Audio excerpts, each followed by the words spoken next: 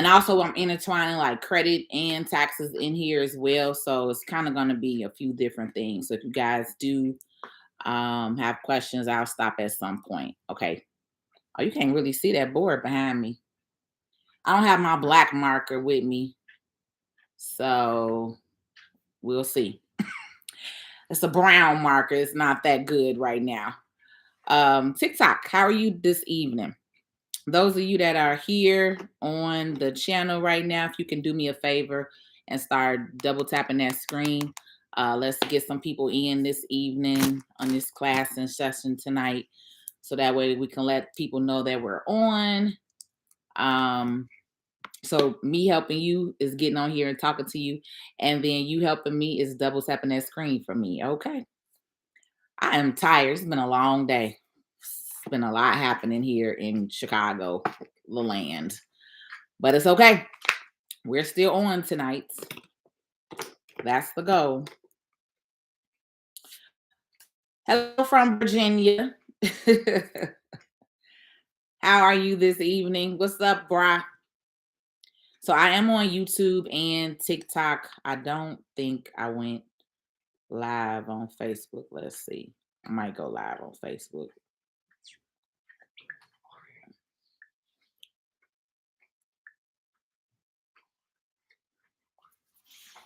Hello from California. How are you? Good evening. Good evening. Good evening.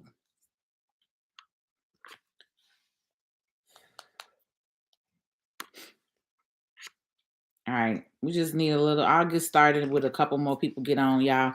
That's why I said TikTokers, you guys help me. For some reason, everybody tell me they don't get the notification. So when we do this whole double tap countdown, let's roll, TikTokers. Let's get it going. Hit that double tap screen. Start liking the page. That lets people know we're up and we're having a conversation. What's going on, MP from Florida? Oh, I cannot wait to come down to Florida because this Chicago weather is horrible. Okay. Luckily, it's not freezing tonight, but Jesus, I'm ready to come get some sun in the fun. Come have some fun in the sun, like the California and the Florida folk. I see why everybody, when they get older, they move to the warmer climates. Okay, I'm feeling it. I am completely feeling it. All right.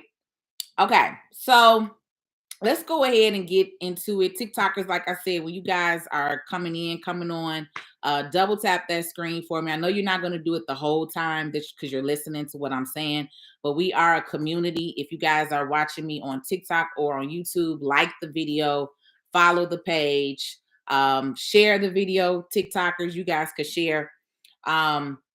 Because guess what? You just came to the realest tax and business strategist page that's on this internet in the world, the realest tax and business strategist you're gonna ever meet in your life, right? And I get on here and I love to share information with you guys and talk about finances and topics of credit and business and taxes that people in my industry unfortunately don't share enough with you, right? I talk about the things that you do not learn in school. That you don't learn credit in school. You don't learn taxes in school. You don't learn entrepreneurship in school. You don't learn trust and estate planning, okay? You don't learn tax loopholes, how the wealthy utilize life insurance and policies to build their wealth, right? They don't talk about that in school. You're not educated on that. So what I like to share here on my platform and channel is information that you're not normally used to hearing, information that it may sound funny to some of you. Don't get discouraged. Don't be negative. Okay. Just listen, take it in, and then we can go from there. I'm preparing you guys this month too. I've been getting on every single day this month. Not only because we do have a class and a workshop coming up next week, the last class and workshop of the year, but also because I'm preparing you guys to understand and start transitioning. I do have a private community. I do have a group. And in 2023, I will be giving a lot more time and energy into the people who understand that community, private information, the stuff that we're giving, this $1 million of content, it can't always be online, right?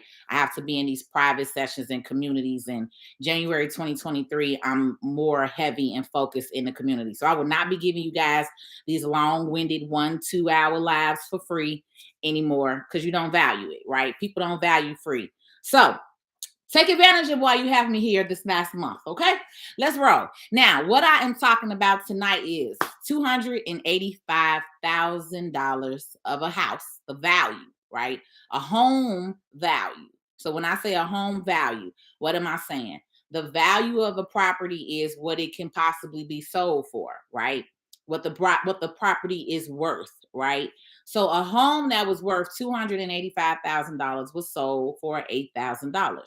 How? All right, let's talk about this. One, when you buy property in America, in this country, okay, what happens is you still have to pay taxes on that property. All right. So even if you own that property free and clear, even if you have a mortgage on that property, right, you still are paying annual taxes. This is how it is in America. In other places, it's different, right? But in the United States of America, you buy property, you have to pay taxes on it. So what happens?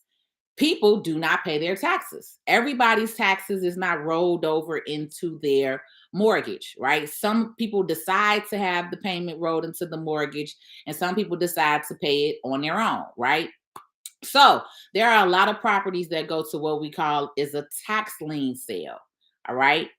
There are a lot of properties that are sold, and also these properties, a lot of these properties are in urban neighborhoods and communities. Okay. So for me, this is an issue. So I'm the type of person that if I see something, I feel something isn't right, or I don't want to say it's an injustice because it's legal, it's a system, right? But I want to say it's hurting a lot of our neighborhoods and communities because you guys are not understanding the value of keeping grandma house, is what I like to say. Don't sell grandma house. I'm very big with it's okay. I will delete him if he's the problem. Yeah, it's okay. We see. Okay, I see who you is. I see who you talking about. I'll block and delete them. Don't worry about it. I'm so over negative energy today. We're done with it. Okay. So that's it. Thank you, Dress. I got him. He blocks. Okay. So the biggest thing is one for you to be educated, right, on these different opportunities is what I like to call it, to be able to get into real estate. So yes, buying tax lien properties are a way to get into owning real estate. Every single state offers tax lien sales. Every single state offers has foreclosures, has short sales, right? Have regular homes for sale. There's a bunch of different ways. There's people who sell their house independently, privately. We call private sales, private owners, right? So it's a lot of different ways that you can give access to property, but the thing that's happening right now that a lot of people are not paying attention to is that there are people in urban communities right now who are selling your properties for a little bit of nothing, right? And when I say a little bit of nothing, the other example that I'm gonna give is one of my clients whose house we cleaned out recently, a rental property that they just acquired. The property was worth 300,000, but the siblings, the three black people who decided to sell him this house, they only asked for 130,000. Okay, which is way below the value of the property. Now, as an investor, if someone tells you they only want this, you're not going to be like, well, the house is worth this. Why aren't you asking for this?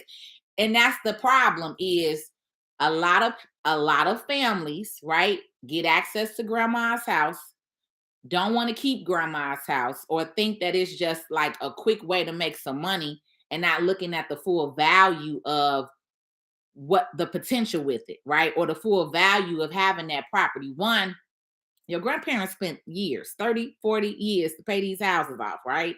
So when you guys get them, they're not expecting you to sell them for pennies on the dollar, okay? And then when you do get them and you're selling them away, you're not understanding the value, the difference of value of what a lot of these sales. Literally, this has happened in last week, 3 different instances. So this kind of is what made me talk about this tonight. That kind of rolls into some of the other stuff that I've been talking about. But as far as like with the real estate in the and in urban areas, like I said, like ours, there are a lot of properties that are on the tax lien sale, and then unfortunately, there are a lot of properties of value that are being sold under.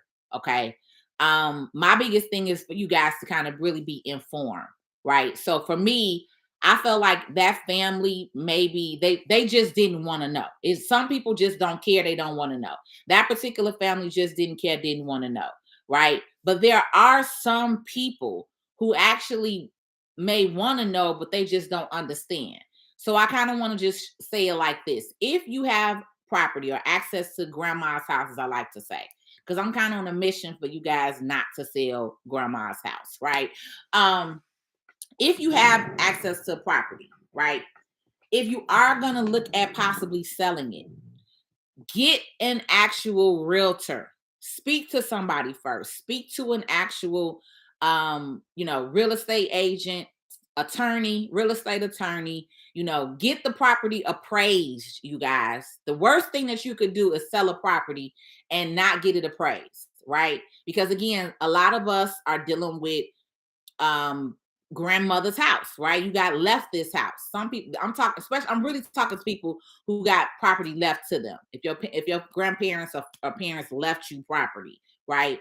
A lot of people want to do these quick sales, and you're really hurting yourself. You really are not getting the full value. Then the other thing that needs to be kind of brought to your attention is, remember, when these properties are being sold, a lot of these people are not a lot of these companies or people that are buying the property don't look like you. They're not in the neighborhood or not a community. So then you wonder why gentrification comes in and why gentrification happens and why so much starts happening in your neighborhood and community. Because as these properties and stuff are starting to be sold or being lost on the tax lien sale, guess what? This is how that gentrification starts, because when they do start coming in and buying up stuff back, they're not coming in thinking, oh, well, let's keep this neighborhood urban. Let's keep this community the way it is, right? It's always, what can we do better? What can we add? We're going to put a Starbucks, a Whole Foods, a shopping center, right? It's all getting to start to be built up.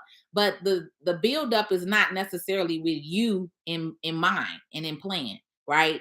So with the 285K, like I said, that one was strictly a tax lien sale. But then again, there are people that are selling the property outside of that, right? So, um, let me see.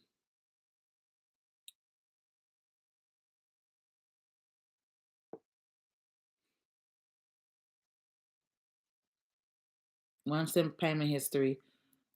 I have no clue, long Cam. It could be other factors. You got to look at you got to probably pull your credit report and actually look at it and see what's going on with it. So you say, my grandmother died in 94. I'm sorry for your loss. And my mom has had her mother's house ever since. She never sold it. Good. And I'm sure that's what grandmother wanted. And when it's time for your mom, she gonna want probably pass the property down to you and want you to do the same thing. That is how our grandparents knew and understood to transfer of wealth, right? That was their way of creating forms of wealth, was buying properties, setting up trust and estate accounts. Like a lot of my seniors that I work with, they actually have trust set up. They actually have properties and assets and things, because our grandparents knew back then that was the way to build. That was how communities were built. They were in communities, they were building together, they were working together, right? So this is what they understood. And this is what I'm saying, the generations like us that are coming after them, we have to know and understand, we have to pick up the torch, right? This is your time to pick up the torch. So the worst thing is when grandma passed and you go sell her house for a little, and then you selling it for a little bit of nothing. Majority of these people are selling it a little bit of nothing. That 130,000 that they got for that property that was worth 300,000. And then honestly, they didn't even get 130,000, because when you do sell your house and you go to the closing table, if you have bills, water, back debt, taxes, whatever, all of that comes out of your closing costs. So I think my client told me they walked away with $85,000. It was three siblings. Split three ways, that ain't no money. And the property was worth 300,000. You get what I'm saying?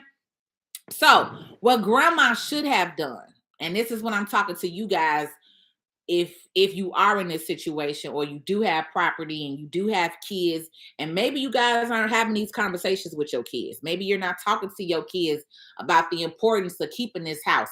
If something happens to you tomorrow, if something happens to you, next week, if something happened to mom and dad, have any of you all, if your kids are of age, have you had a conversation with them as to what would be the next steps?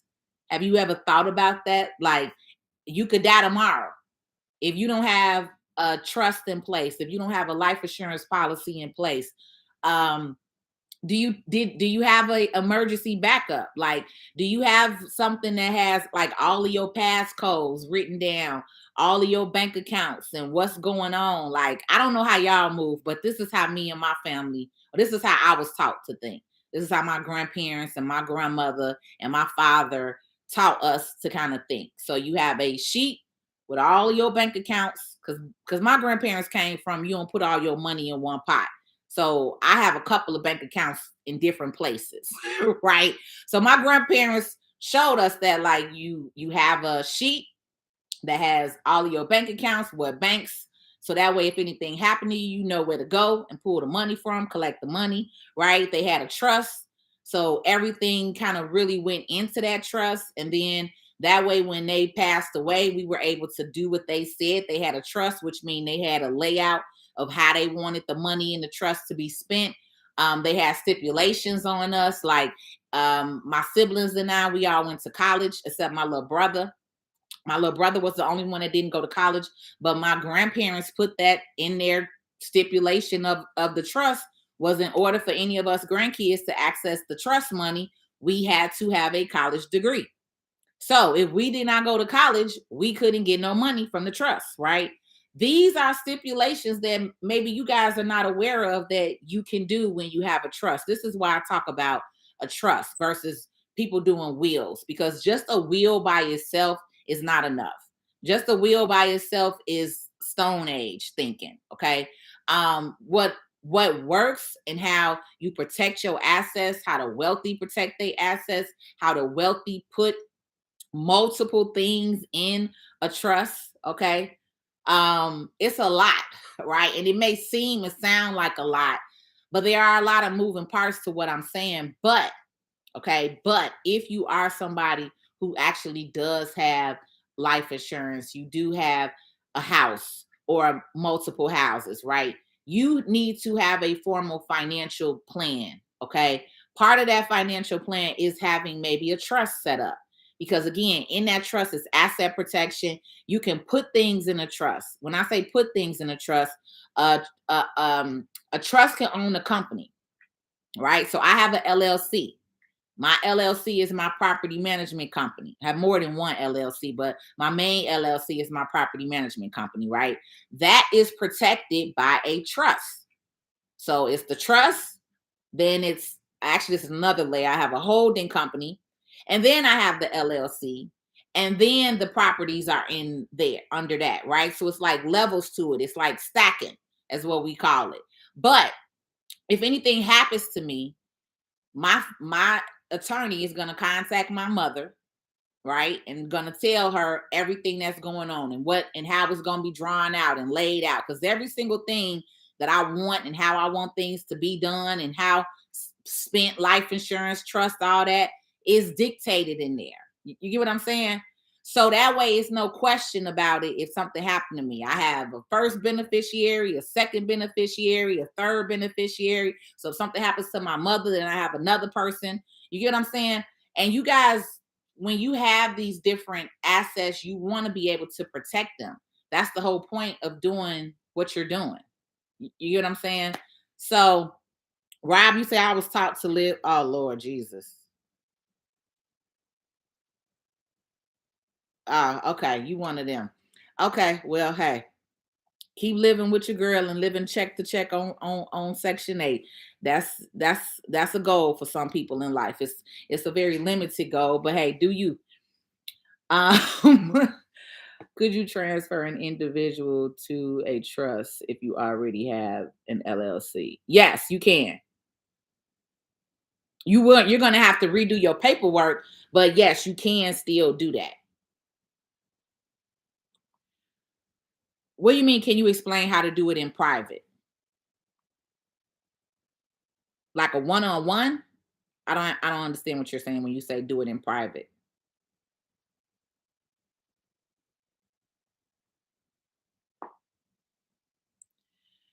Yes, I do have a company that you can go to credit it's called flycredits.com. No, to be a private citizen. No, I don't speak on none of that stuff that y'all into with the whole private citizen stuff and all that.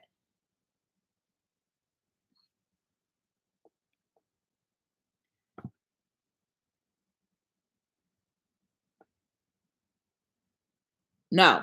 So I don't talk about that because for now I'm just gonna remain a citizen because it's a whole lot of moving parts to that private citizen stuff and all that other stuff that y'all be on the internet talking about. Majority of the people is not gonna do 99% of the stuff required to do to become a private citizen. So it's a lot of moving parts with that. So I'm not saying there's nothing wrong with it, but I'm saying there's a lot of moving parts with it. And people like to get on TikTok and talk about it like it's real simple and easy, and it's not. The straw man, all of that, the 1099B, removing your name from Social Security, all that extra stuff. Yeah, it's real and it's legit, but 99% of you are never going to do the work to get it done.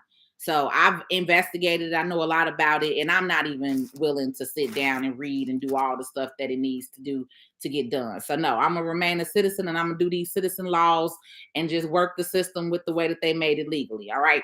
So this say I don't talk about that stuff on this page here. That's all I'm saying, baby. Ain't nothing wrong with it, but that ain't what we're talking about over here. No, so an attorney did not do my trust. So one thing that you guys can understand, there are people who have access and information just like an attorney. They don't necessarily have to have an attorney license though. So the guy that I work with, um, Gary Atkins, he's not an attorney, but he is a wealth and trust advisor. Okay. This is what he does, this is what he studied for a very long time. He has clients, he's from Florida. So he used to be in the sports space. I think he's a retired ball player and he's very well versed in this knowledge. So actually, he's the one who sets up my trust and helped me kind of transition all of my stuff over properly. But you can work with an attorney, but as long as you're working with somebody who's in that field and in that arena and knows and understands trust and estate planning, then it does not have to be an attorney. You get what I'm saying? How do you get in touch with Gary? I will give you Gary's information. I'll send you Gary. I can put Gary's information up so that way you guys can actually get it. Gary does not have TikTok right now. He is on um Facebook though. So I'll give you his name on Facebook.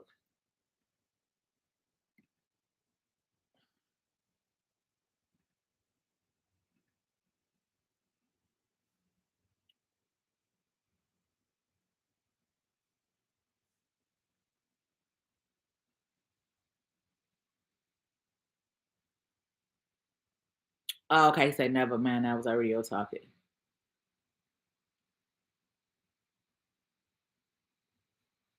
Yeah.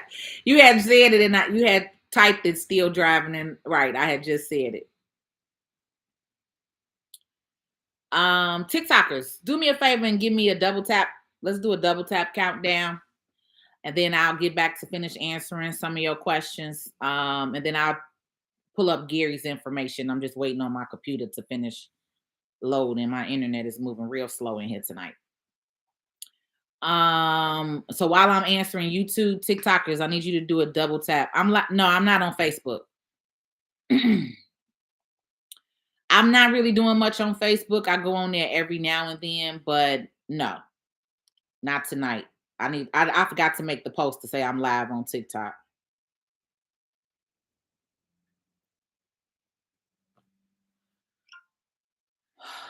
Monique says my grandmother's trust states she wants us to list her house in the first 6 months of her death.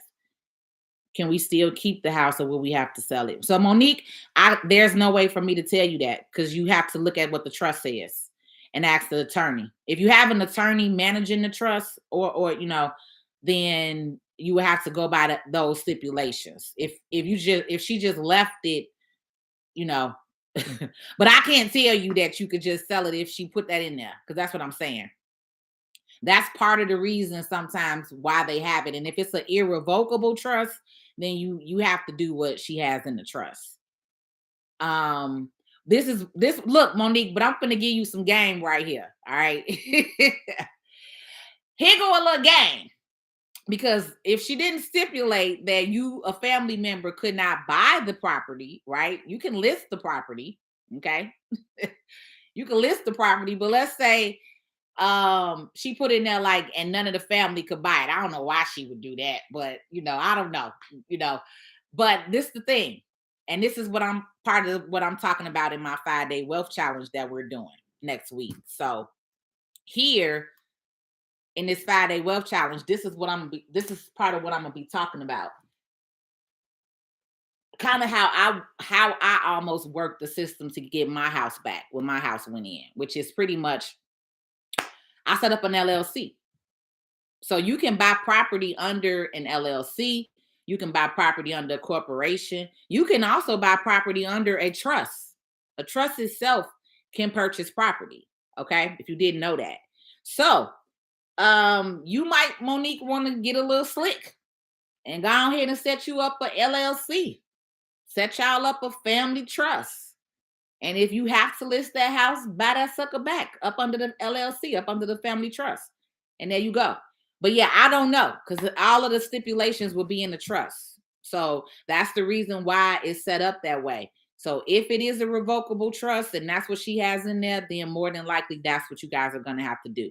But that would be a better question for your attorney or whoever, is managing the trust and the estate. When you have multiple properties, should they be under one LLC or multiple LLCs? If you're going to be serious about it and you want to take advantage of all the tax advantages and the business credit options and advantages, then yes, every single LLC should be its own. Should have its own. I'm sorry, every single property should have its own LLC. I got tongue tied there. Because this is the thing. If you're buying multiple properties under one LLC, God forbid Jesus. God forbid something happens.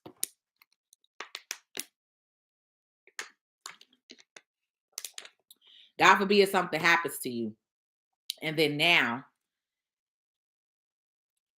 let's say something happens to one of the properties, right? Let's say an electrical fire turns out and the family now that was in there that you was renting from you maybe not want to sue you, right? They may say, oh, it was your fault or something, right?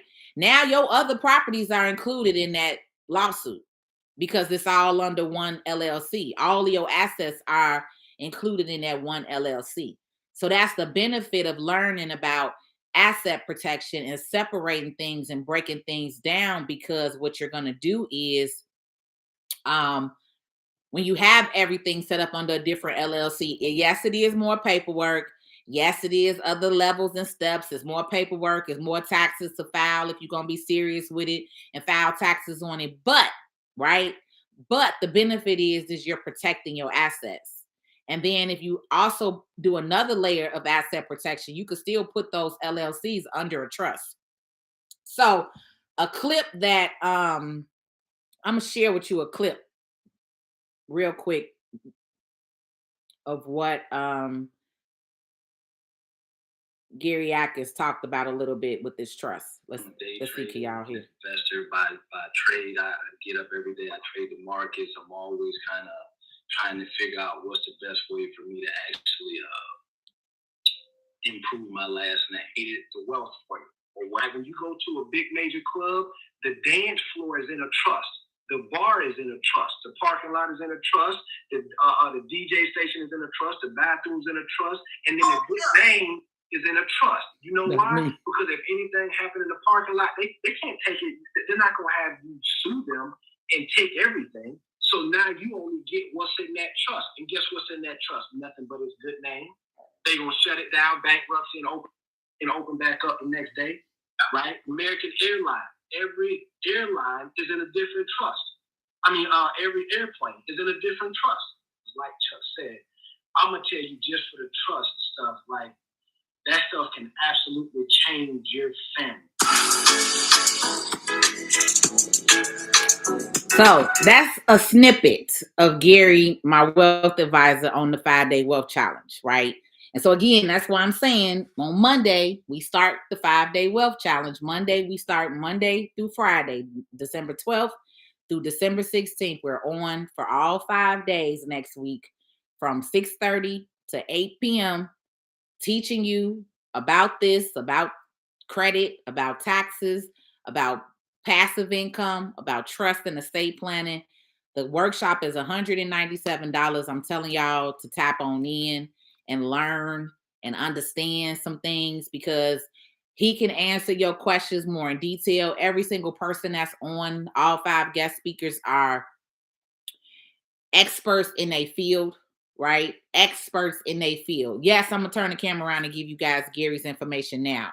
But Gary will be speaking as well in the 5-day wealth challenge that I am hosting. I'll say that. So let me get ready to turn. Let me go on his Facebook page for you. YouTube, I'm gonna just type it in the chat for you because I moved over, and then I'll also come back on and finish answering a couple of questions too. But this is what I'm talking about, y'all. Like, these conversations are what's missing, to actually build back the wealth in the urban communities, because nobody's coming to save you. Nobody's coming.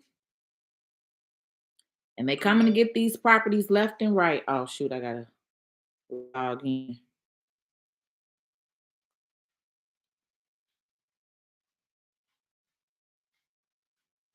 I don't know why my computer is acting like I'm not registered.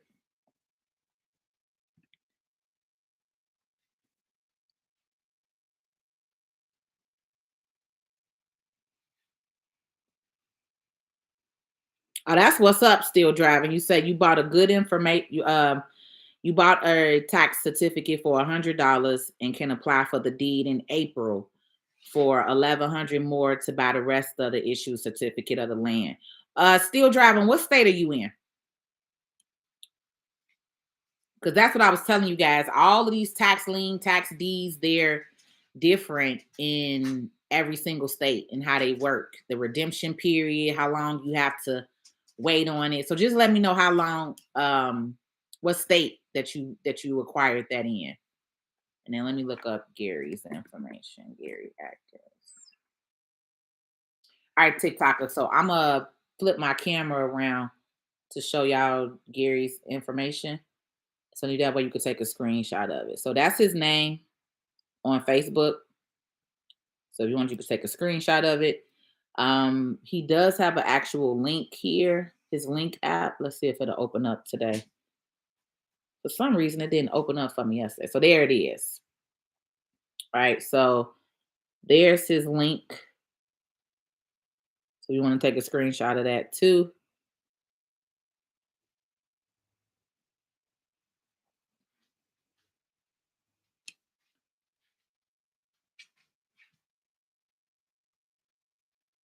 Soxy Roxy, I know. I'm not gonna be on here all night, baby. I got you. We're gonna hang out in a moment. Mama's still working, okay? Mama's still working. So I just wanted you guys to see that. This is the wealth challenge information with the 5 guest speakers. And like I said, we're on next week, Monday through Friday. We are giving you access to the replay. Originally, I was giving you Florida. Okay. That's why Gary be popping. Me and him was just talking about that. He got to show me how to get some. I'm gonna be talking. I'm meeting with him Friday to go over some more of my paperwork. But yeah, he's gonna be showing me a couple of websites. I know he buy a lot of land and property down there, so that'll be a good question to ask him too, if you do talk to him or get his contact information. I also share it here in on YouTube because you guys can't see like my TikTok people can. So Gary Atkins, and that's my wealth advisor.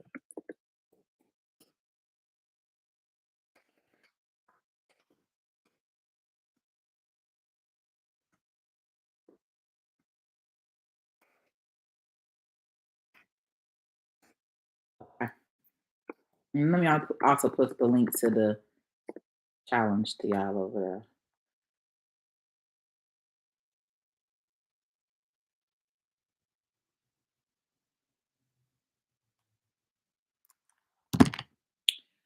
So Cam, as far as tax deeds versus tax liens, I have never done the deeds itself. I am familiar with the tax liens though, but I'm only familiar with the Illinois process because I live in Illinois, and like I said, every single state is different.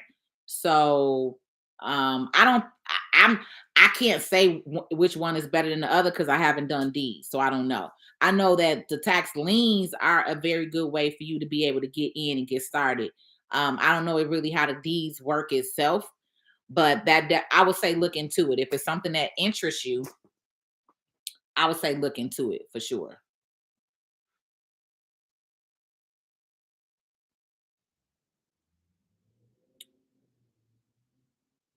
You say our process to apply for the deed is a 2-year waiting period from the time that the certificates was added to the list, not 2 years waiting from the time of purchase. Right. Okay. Oh, not 2 years waiting from the time of purchase. Okay. That's cool. See, that's what I'm saying. Every state is different. Because I just found out Michigan, they can apply for their deed in like either 30 to 45 days. It's like very short. So I said I may have to take a ride up to Michigan because I'm going to refresh the screen here on TikTok so I can see what new comments came in.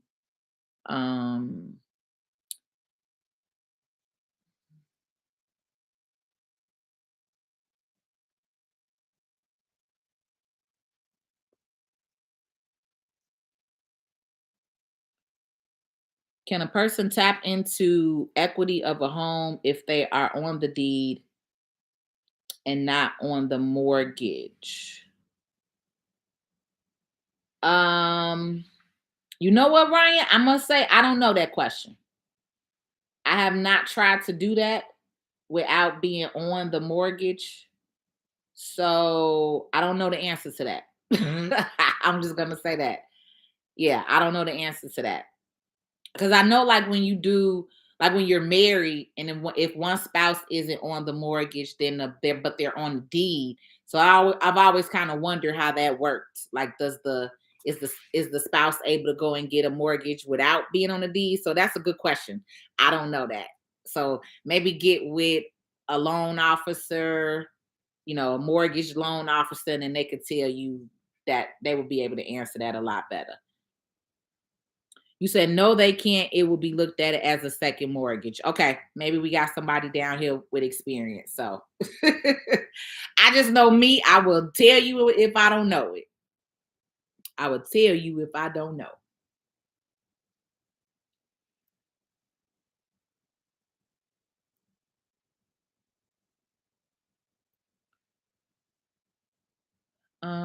Let's see. So okay, hold on. Beautiful Queen, I'm just seeing your comment. I don't know if you're still here or not. You say, so who puts the trust together? Hopefully you heard me say or came in when I said that I have a wealth advisor that does it. You guys are asking about Gary's info. Okay, we just showed it to you. Then that was the other question. I mean, I'm just saying, like, I don't understand why grandma would say list the damn house as soon as 6 months after she died. Like, damn, grandma, most of us want us to keep the property. This is the first time I've ever seen somebody say she put in her trust that the first 6 months of her death to list her house. She must she must have thought y'all wasn't gonna take care of it or something. I don't know. This is the first time ever in being in financial services that I've ever heard somebody say that they put in there to list the house right away. So I'm just saying, if grandbaby girl over here trying to keep the family property, I'm like, hey, I'm trying to give her a way in. Yes, ma'am. You can lock in on Monday. Come on in. Tap on in. That's why I gave you the information. And you can also text me wealth, or you can click the link in my bio and it'll take you straight to the link to my Linktree page, and then you'll be able to secure your seat. Does building business credit really matter, or should I focus on my personal credit? This is a very good question, Ray. I'm glad you asked that. Building business credit really does matter. Yes, it does. It's very important. Why is it important? I'm gonna tell you in 1 second when y'all start double tapping that screen for me, TikTokers, because I ain't got no hearts over here, and I ain't had no hearts in a while. So let's roll. And then I will tell you exactly how and why business credit is so very important to when you have a business. Okay, that is part of this whole wealth thing that we're going over today. So yes, business credit is a very big important part about that, and we're going to break that down. So TikTok, let's go. Give me a tap countdown. There's more than enough for you on here. We should be seeing some hearts flying through. You should be seeing some hearts flying through when we're going over this kind of financial information. Y'all, people charge hundreds of thousands of dollars for these questions that y'all getting to ask me tonight for free. All right. So let's roll. Let's roll. Let's roll. I need to go grab some water. So while I'm jumping up and go grab me some water, double tap. YouTubers, like that video. Follow the channel.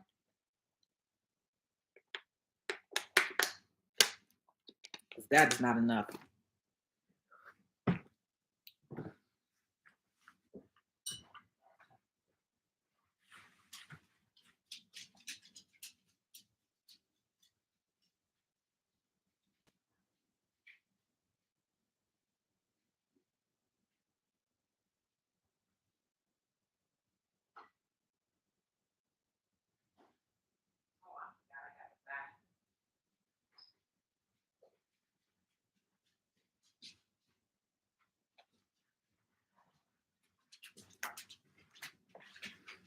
Okay.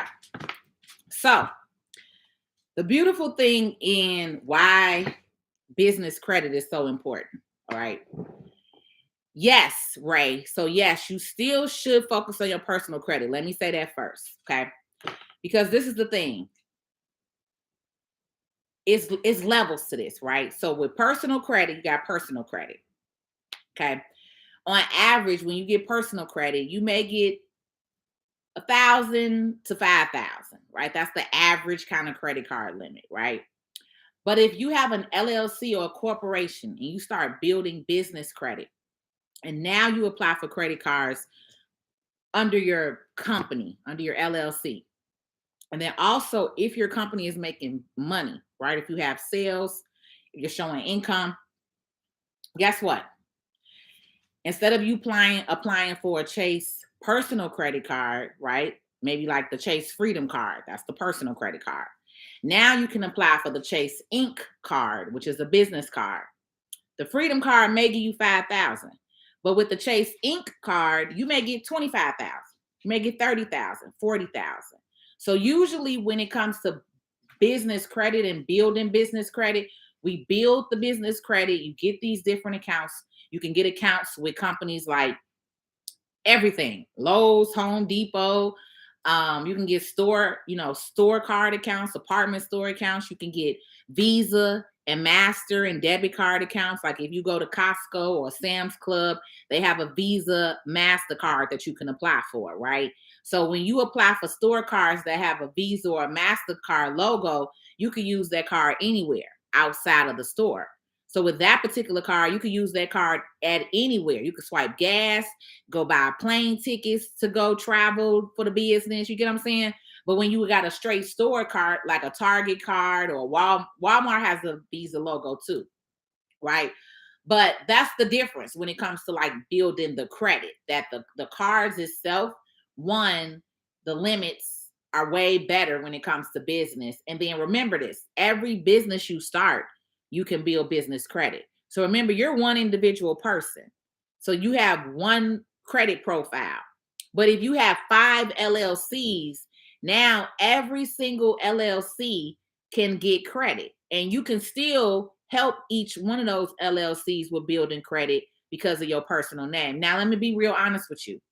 When you are a applying for like loans and credit cards, a lot of times you still are going to have to put up your name. They're still going to ask you for your personal social security number.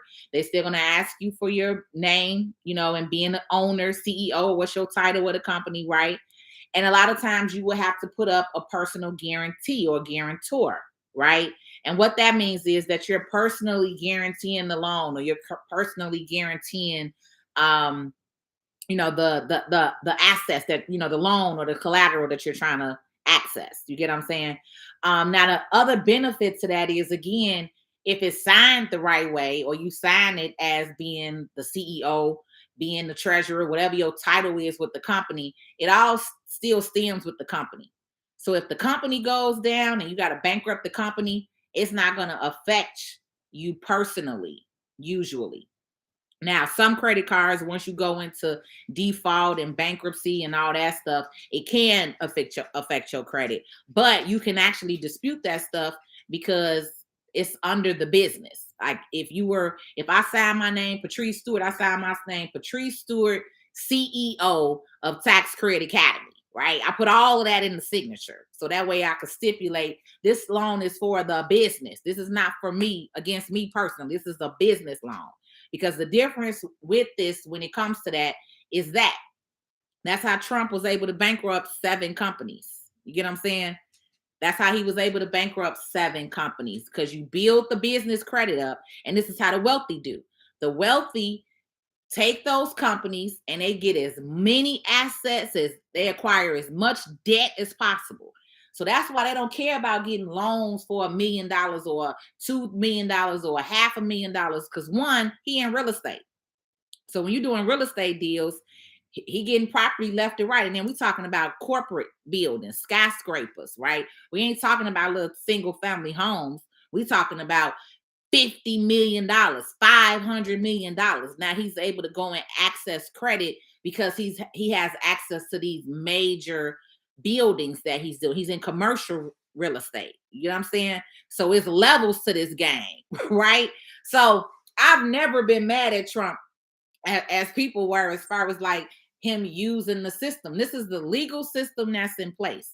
His attorneys and his accountants are on point, and that's what you want. You want attorneys and accountants, and you want to be working with professionals and tax professionals like myself who know and understand these laws and loopholes. Because if you want to start acquiring money, it's never that the rich is not paying what they should be paying. It's the rich knows and understands the laws that were put in this country, and they're using them. And y'all get mad as an individual consumer, thinking as an individual. But when you a business and you become a business owner, ain't no feelings in this, right? It's straight business and money. If I make $1 million, I'm not trying to pay the IRS $300,000 either. So I'm going to look at the tax code to see how can I work the system legally, move my money around, move it over here, put it over here, make some investments over here, and now I'm Gucci. This is how it is. Like, but the average American person will just complain and be like, oh, the rich doing this and the rich doing that. No, like if you was rich and you was running a $1 billion company and you got 30,000 people working for you, and you got to pay these people and you got to pay taxes and pay their salaries and make sure they eat. You think you're gonna be sitting there saying, "Oh yeah, I should be paying Uncle Sam"? No, you're only thinking like that because that's where you are right now in life. But if you look to the future and you saw yourself as a millionaire or a billionaire or trillionaire or whatever it is your life goal is, you're gonna be thinking how these people are thinking. So you got to get out your feelings of where you are now and look to the future. Because best believe I'm not paying all that money to no IRS when I know all these tax laws and loopholes and tricks. I'm gonna do the same thing they doing, which is why that's what we teaching and educating you here on this 5-day wealth challenge. That's why I'm saying tap in. Tap in. You can't get everything for free all the time for free 99. We on here for free 99, 99% of the time.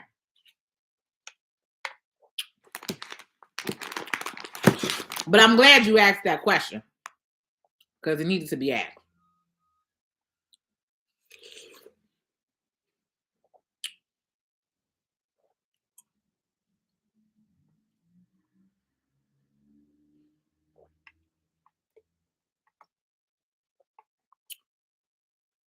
All right, okay, I answered that one about the tax lien. I believe the redemption period is shorter for the tax deeds.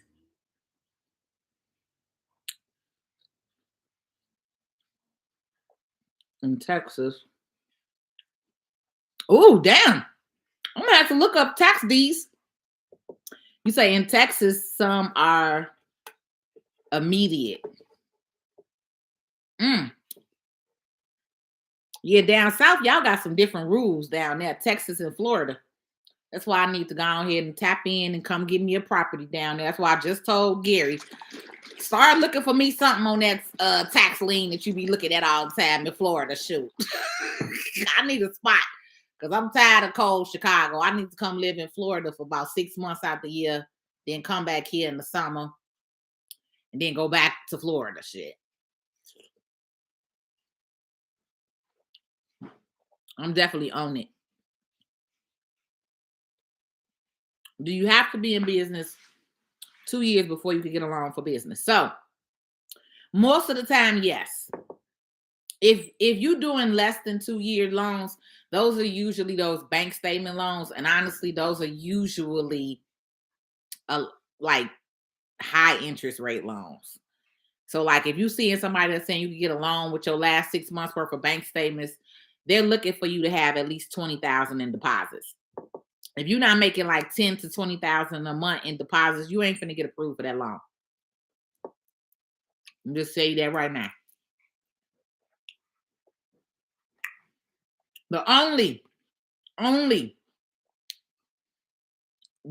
entity or business that you can get right now, that you could start right now and you don't have to have the 2 years, guess what? Is the real estate. So like I said, if I found the property that was worth 200,000, maybe I could buy the property today for 50,000, right? That's what one of the benefits is you're going to be able to go to a hard money lender or a private equity firm, set up your LLC tomorrow. By Friday, you can go to a company and get a loan under your LLC to buy a property. That's the only company. That's the only industry, right? Because remember, LLCs are not a one size, it's different industries. You got trucking, taxes, accounting, real estate, right? All these are different industries. So the real estate industry is the only industry that you could start an LLC tomorrow and get a loan from a bank with a property. Now, I do need to also be honest and clear with you. They're going to run your credit. They're still going to ask for you, the owner, to personally guarantee that loan, or they're going to do a soft credit pull or a hard credit pull. I know some lenders that do a soft credit pull and some lenders will do a hard credit pull. It's very good when you find lenders that do a soft credit pull because, again, with business credit, remember, soft credits don't hurt you. So if it was a soft credit pull, it's not going to show up on your credit. If it's a hard credit pull, it's going to show up on your credit. All right? Remember that. So that's the biggest thing.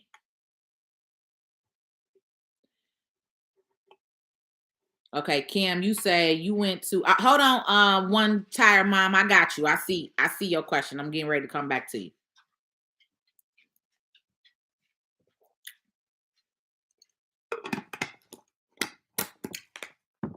Needs to put something in my system. My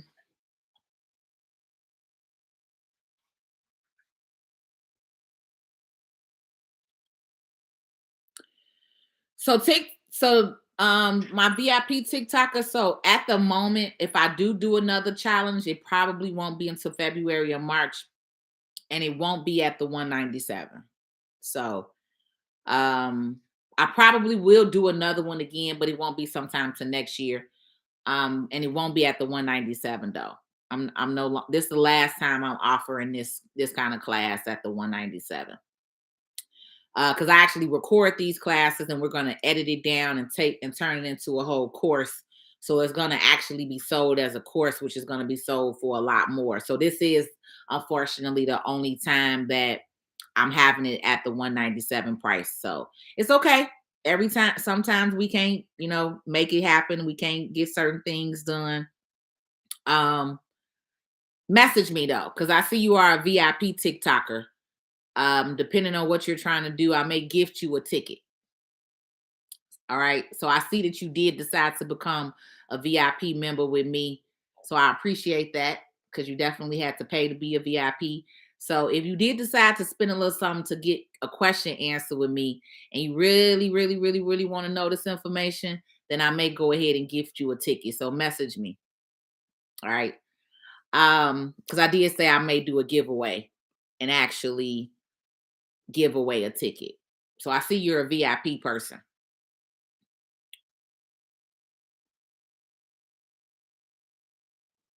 Yeah, shoot me a message. Shoot me a message. Okay. So one tire mom, you said, can sole proprietors get business funding? So yes, you can. I'm gonna be real honest. Sole proprietors, when you file on a Schedule C form, tax form, honestly, you and I hate to say it like this. Okay, let me say it in a way where it's not like negative or really bad, but that's the worst way to apply for a loan. I'm gonna just say that. That's the best way that I could think off the top of my head. Being a sole proprietor is the worst way to apply for funding. Why? Because banks and lenders know that you are self-employed, and that when you are self-employed, a lot of times your income is up and down, right? It may not be steady. So this is another reason why we say, when you are in your business and you're making a certain amount of money, is levels to this. And that's why you may want to switch your business over to some form of payroll, or having some kind of payroll proof of you paying yourself. So I even tell my self-employed clients this, like, at least every week or every other week, pay yourself a certain flat dollar amount, right? So if every 2 weeks you paid yourself $1,000, right? That's a consistent payment. So if they could see 6 months worth of you paying yourself every 2 weeks $1,000, then you could be considered for these loans and lines of credit.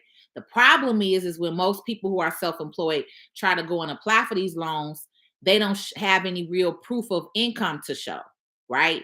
And that's the thing when it comes to loans and lending, you got to show proof of income. If you're going to ask somebody to borrow some money, they got to know how it's going to be paid back. How are you going to pay me back? So this is another reason why I tell my clients, especially those who have actual LLCs or corporations, once you start making that money and once you get to at least $50,000, you want to go ahead and put yourself on some kind of W-2 payroll, right? Where you're actually getting a payroll check. And again, even if it's not a formal W-2 payroll, you still want to show that you're paying yourself on a consistent, regular basis, because that direct deposit or that deposit going into your bank account every single 2 weeks, that's a consistent flow of payment. You get what I'm saying? And so to me, for most people, that's the reason why self-employed has so many problems, has to provide so much information. They ask you for so much information when you self-employed. They'll ask you for 2, sometimes 3 years worth of taxes instead of 6 months worth of bank statements. Sometimes they'll ask you for 2 years worth of bank statements, right? Sometimes they'll ask you for a year worth of bank statements. They'll want your blood, everything but your blood, right? Because they need to see and understand that they're going to get this money back. So yes, you can get funding, but honestly, your funding is very limited. Clients who have actual LLCs and corporations in place actually have accounting records and bookkeeping that can prove and show a profit and loss report, could show an income report, could show a balance sheet, could show tax returns many times, right? When you get to talking about real legitimate business loans, this is what they ask for, right? Not that quick flyby stuff. Like real legitimate business companies, lenders, they're going to ask you for profit and loss. They're going to ask you for bank statements. They're going to ask you for tax returns. Like those are financial statements. So most companies, that's what they look for. And unfortunately, most sole proprietors never had that paperwork. So that's why it's so hard for funding. Can you get it? Yes, but it's very hard to get a lot of times. Startups, same way, same exact way. One Tired Mom, same way with startups. You're not getting business funding as a startup. You're not. As a startup, you need to be looking at grants possibly, but it doesn't make sense when you're asking for funding. Because think about it like this, okay? And I'm teaching you something here, okay? Because I come from an accounting and banking background, you got to think like the bank. So you guys are saying your business is brand new. Would you lend somebody some money if they just started this business and they can't show no proof of paying you back? No. If your friend tomorrow came and say, "Can I get $100?" and you know she don't have a job, you're gonna be like, "No," right? Because you know they don't have a job. How they gonna pay me this $100 back? It's the same way with you guys. So it's the same concept. So I want you to start thinking like that, right? You're not getting no money when you a brand new startup business. I don't care what these people on here lying on the internet to tell you to get your name and your email, and then they're gonna start soliciting and advertising to you. They're lying. Nobody's giving you a loan to start a business. That's not happening at all. That misconception is horrible right now. Again, that's one of them TikTok things and YouTube, videos that's floating all over, a lot of misinformation. But yeah, that's unrealistic. So I need y'all to be realistic. Okay. So what about, business funding like a loan or a line of credit? Erwin, did you ask something else before that? I don't understand. You can always get funding at like a loan or a line of credit. Yes, that's what businesses can get. Now we're just going to determine where are you at in business. Because if you're a brand new startup business, no, you're not getting loans and lines of credit. Because what are you getting the loans and the lines of credit off of if you have no sales? So you got to show sales. What about the startup of a non-medical home healthcare business? It don't matter what the business is. Yeah, you're not getting money for a startup of a home care business. That's why I said the best business that you have the possibility of getting money for is a real estate company. And that's why I shared this with, if you have property or you want to get into buying property, you setting up a property management company or a real estate company, that's the only way that you're getting loans. And that's because the loan is against the property. So if the property value is there, then they'll give you the loan. But when you got a standard company, I don't care what company y'all got, medical, trucking company, whatever it is you're trying to do, it don't matter. Any other industry, nobody's giving you no money out the gate and you cannot show proof of income. So see, the difference with real estate is that property is the collateral. So if the house is worth $200,000, yeah, they may loan you the $50,000 or the $75,000, because if you default on that loan, they're gonna put that in the paperwork. Oh, you default on this loan, we coming to take that house. So they win it either way. Now that's the only way I'm doing a deal with somebody is, oh, you got a house to put up, and that's why some of these companies will ask you that. They'll ask, what are your assets? they'll ask, like with Navy Federal, with their, I got to call them about their business lending. But I know a couple of years ago, I haven't looked at their business lending recently, but a couple of years ago with Navy Federal business lending, you had to put up collateral, which means you had to have like a paid off car, equipment, something in order for them to give you a business loan. Now they may do an unsecured line of credit, but with Navy, before some years ago, you only were able to do secured business lines of credit, and that's part of that's security. That's what they hold in that as collateral, right? So if you don't have anything as collateral, then no, most lenders are not going to work with you. So business credit and lines of credit are two different things. So an example of business credit is like a Uline account or a Quill account, right? That's a Quill account is an office supply company. So with an office supply company, you can apply to them and you can say, hey, I want to apply for this, apply for an account with you all, and they'll create an account for you, and then they'll let you order some pens and some paper and I buy these boards and everything, right? All from Quill. And then they're going to invoice you and send you a bill. So when they send you that invoice, you have to pay that invoice on time, and then they'll report it to the credit bureaus for you, right? That's how that works. Business funding lines of credit will qualify under business funding. So business funding is when you're getting loans, when you're getting a line of credit, because a loan is a fixed rate payment. A line of credit is almost like a credit card. You're able to draw it down as you need it. So that's the difference between a loan and a line of credit, right? And then the other side of the business funding are credit cards. So like a Chase Ink card, like a Bank of America business credit card, a PNC business credit card. That's funding. So credit is one thing, and funding is when it comes to money, loans, accessing like cash. You get what I'm saying? Credit is like on layaway, like a Target card or a Walmart card, right? That's something minimal. But cash and loans, that's money that you got access to. So that's the biggest difference.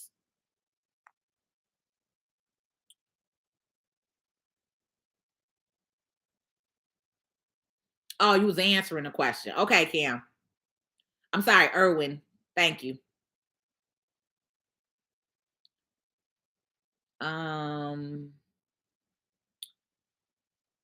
Do you have to build your business credit to get a loan for a house with the real estate LLC? Also, is there a way around an LLC? A personal guarantee, not my LLC, my bad. Only way that it is, so there are ways around a personal guarantee. But again, the reason why that there's ways around it, the only ways around a personal guarantee is if your business got proof. Like, let's say I've been in business 10 years.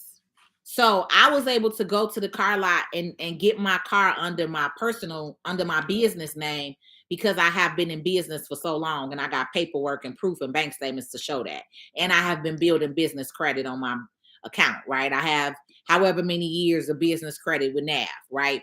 So if they could see that your business has been around for more than 2 years, you got longevity in the game, you've been around 5, 6, 7, 10 years plus, you got bank statements, you got a Dun & Bradstreet pay. I have an 80 paydex score on Dun & Bradstreet, right?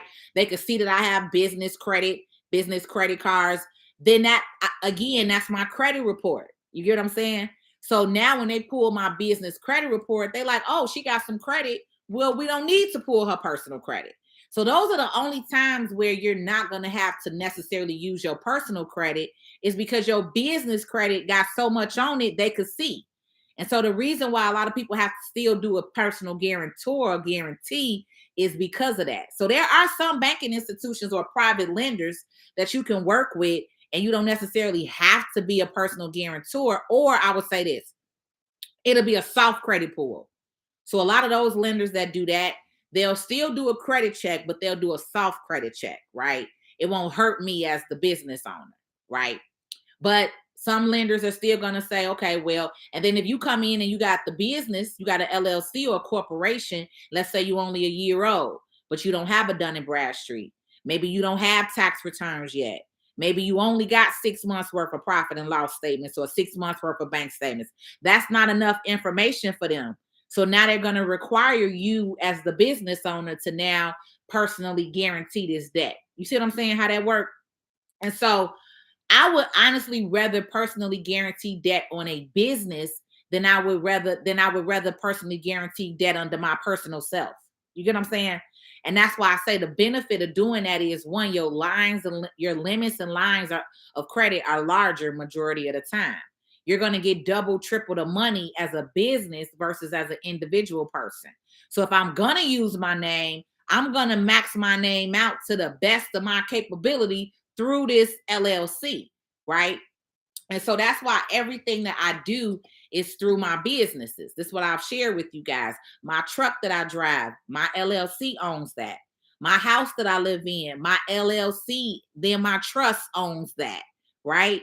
I, Patrice Stewart, own nothing personally. And that's a very big benefit. And that's what the wealthy do. You will never look up and see what Jeff Bezos owns. You will never look up and see what Trump owns. You will never look up and see what people with money own because that's asset protection. So I need to protect myself. The best thing is to have everything under a company name, a business name, a business entity, and then it's protected by a trust. You got to all right. Then it's protected by a trust. So this is what I'm talking about when I say get into my wealth webinars, my wealth workshop. We're going over 5 days of information that are going to all flow and work together to show you how to change your life pretty much. If you tired of living check to check, you tired of not being able to have nothing, or you don't know and understand how to figure these things out. We're going to show you on Monday how to maximize your credit. Do business credit versus personal credit. On Tuesday, we're going to show you the tax cheat code, how Trump and his friends and everybody else are using these legal laws, right? These are legal laws that are written in this country that are available for all of us to use. It's not just for the wealthy, but a lot of people think it's only for them because they're the ones that are utilizing it the most, right? But if we, the people, started educating each other and learning this kind of stuff, then you can build your wealth just like everybody else. You get what I'm saying? Wednesday, we're going over infinite banking and universal life insurance and IULs and all this other stuff, right? Why life insurance is important. Again, life insurance is the easiest cheat code to wealth. You could pay $100, $200, $300 a month if you got $1 million policy and leave your family $1 million. How much can your family do with $1 million if you put it in a trust? Right? Don't leave it to your wife or your kids individually. Leave it to the trust and let the trust manage the $1 million and distribute the money to your family. That way, just how my grandparents stipulated, you can control it. This is how the Rockefellers did it. All of the family members got together, created a family trust. They put a life insurance policy on every single family member. The beneficiary of the policy was the trust, not the individual families, because that's how the money get blown. If you leave the money to your kids and your kid want to sell your house off, right? And then they just go blow the money. Now they have nothing. But if you put the money in asset protecting things like a trust or like a life insurance, then this is how you can maintain that wealth and pass it down long term, and also educate your family with it. Because that's the biggest thing is we got to educate our family members behind us that you're leaving this stuff too. Okay.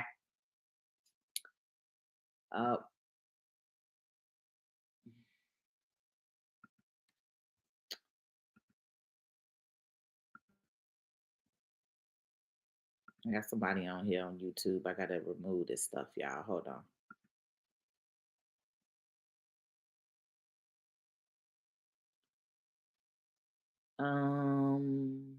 What is this? Report user.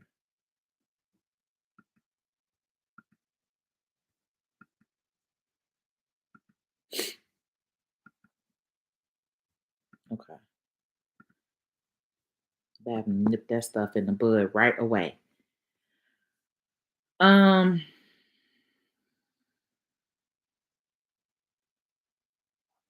Girl, girl, he say that, and then just is that same person asking you for your name, phone, and email? Just tell me that.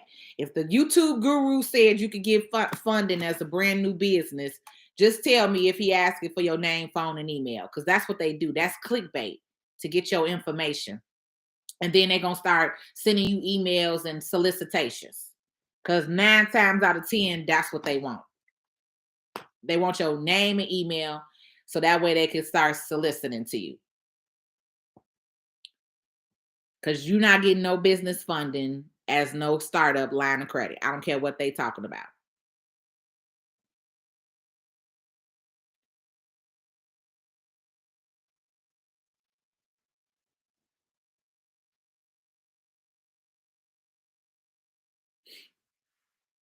So this one, I don't know when the next one for sure is going to be, because tax season is coming up. So the last time I tried to do one during tax season, I did it in March, because January and February are really crazy months for me. So if we do another one, it's probably not going to be until probably March or April of next year.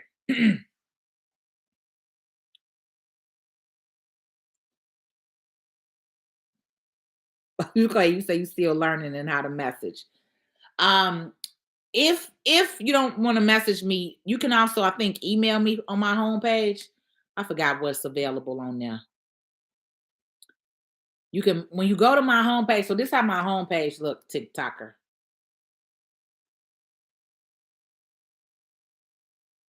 And take this filter off for y'all.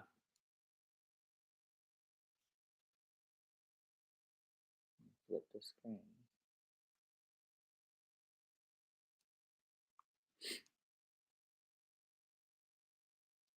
Okay.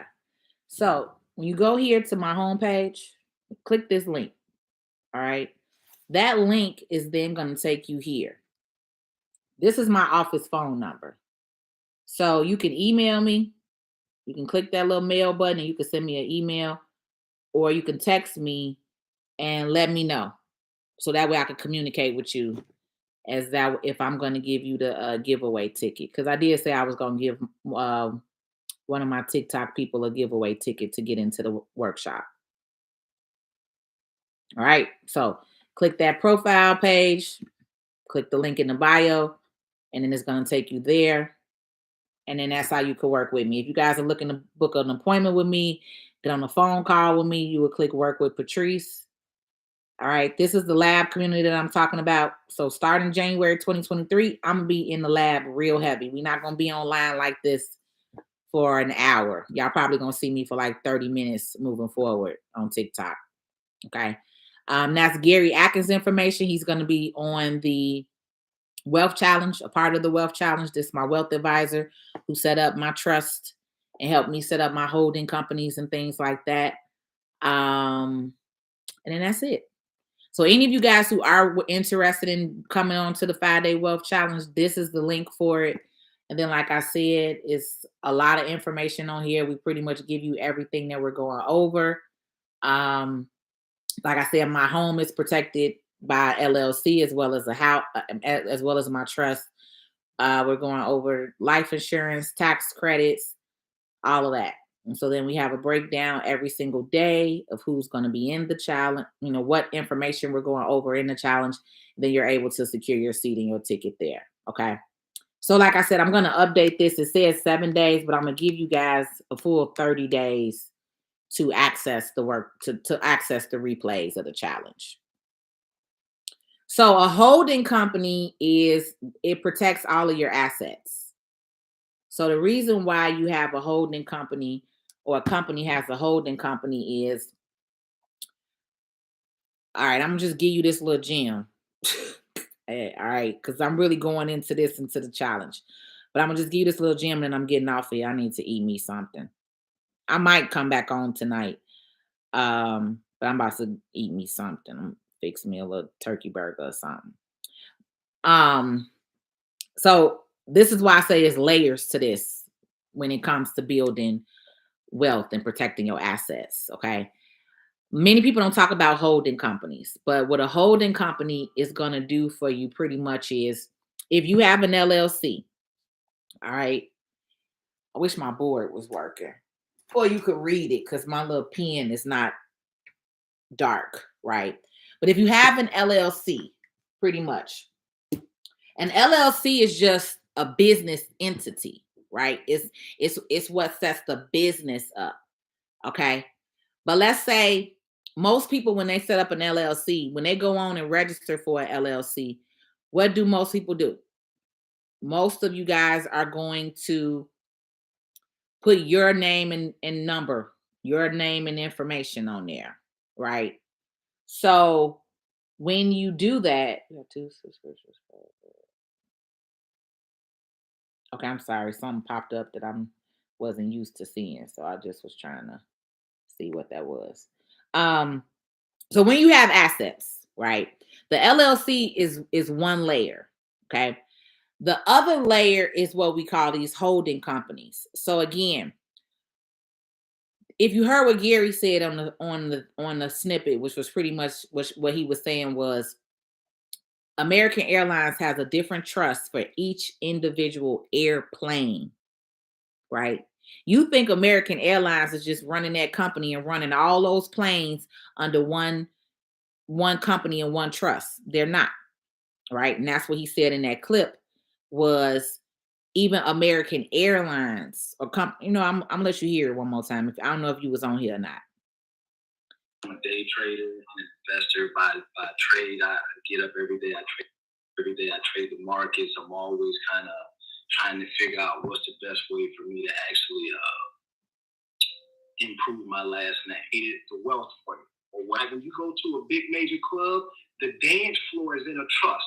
The bar is in a trust. The parking lot is in a trust.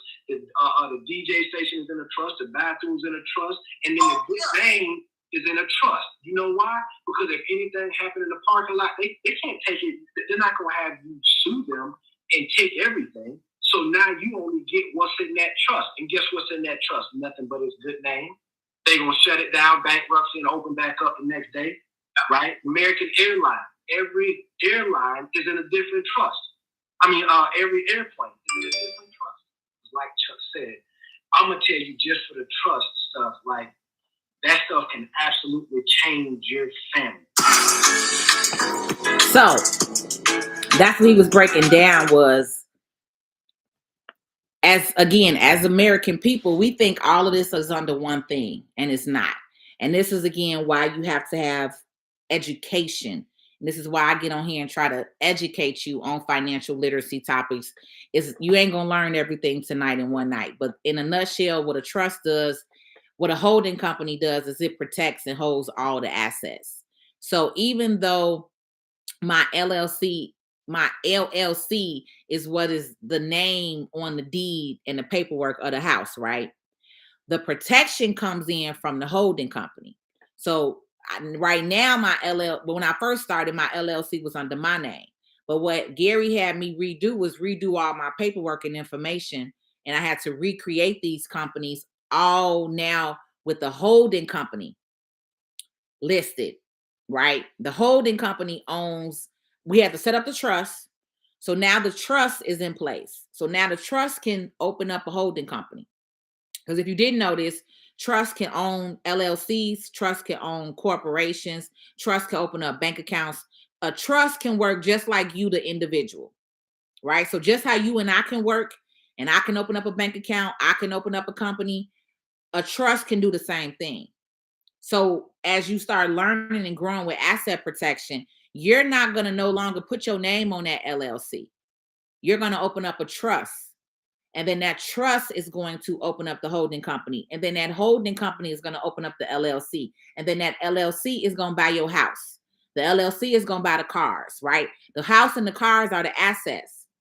But now the assets in those cars are not going to be owned under the LLC. It's going to be owned under the holding company.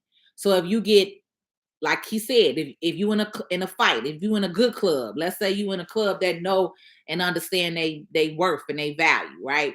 Like he said, a well financially literate club owner, like he said, the parking lot gonna be in its own trust, the bar gonna be in its own trust, The facility itself gonna be in its own trust. The bathroom's gonna be in a trust. Because what?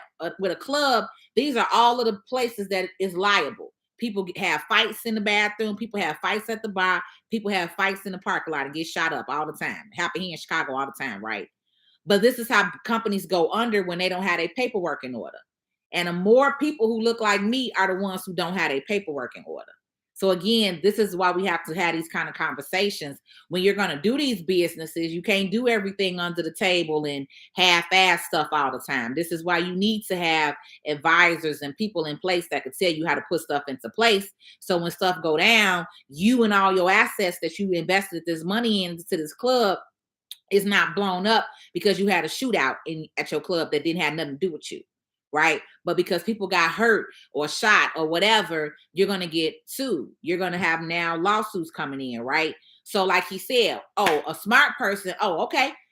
It happened on the parking lot. Here go this information. When they look to pull these assets, it's nothing under there because all of that the holding company is holding all the assets. The company itself just runs like regular normal business. Right. And this is the behind the scenes that the everyday person don't know about. So that's the best I can say in a nutshell, because I gave you a lot of information tonight, millions of gems tonight, millions of dollars worth of gems tonight. All right, so I'm out. I am going to give me something to eat. I might come back on in a little while. We'll see. But I'm out. If you guys can get in the wealth challenge, great. If not, I'll see you tomorrow because I'm on every single day this month talking to you about a different topic. Sometimes we go over the same topic twice in a little more detail. All right. Let me just double check and make sure I don't have any VIP people on here that I need to respond to. Because if you are a VIP, when you see those people with the VIP, they actually became VIP, and then I actually respond to your questions. But I kind of answered everybody's questions tonight. We have a real long, a real lot of people on this one. It's hump day. It's Wednesday night. Folks is tired.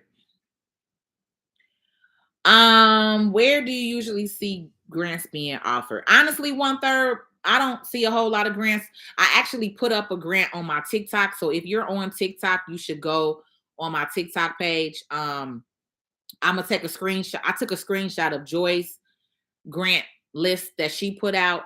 And then I'm gonna probably just put that up tomorrow. And maybe I could share the video on YouTube. But me personally, I don't really focus on a bunch of grants. I just have way too many things going on. It take a lot of time to look up grants and what they all got. I just focus on getting to the money. The amount of time that I could spend looking up a grant, I could been made that same kind of, I could been made me some money by the end. So I'm just one of them people that I'm focused on getting to the money. I'm not, when you a startup, that's y'all maybe got more time to be sitting on the internet for hours looking up grants that you may or may not get. I'm not with that. I'm on a different level. Right. So me personally, I'm not a huge grant person, but if I have any info, I definitely give it to you all. But I do have a screenshot that I took of Joyce because she did share a list of grants for businesses that you can apply to this month. They all expire this month. I think most of them expire within a couple of days or by the end of the month. So I'm gonna try to do that video as soon as we get off here, and then I'll upload it on YouTube for you. Okay. But other than that, that's it. I'm out, y'all. Have a good night. See y'all next time. Like I said, I might come back on in an hour or so, but if I don't, then I'll see you tomorrow.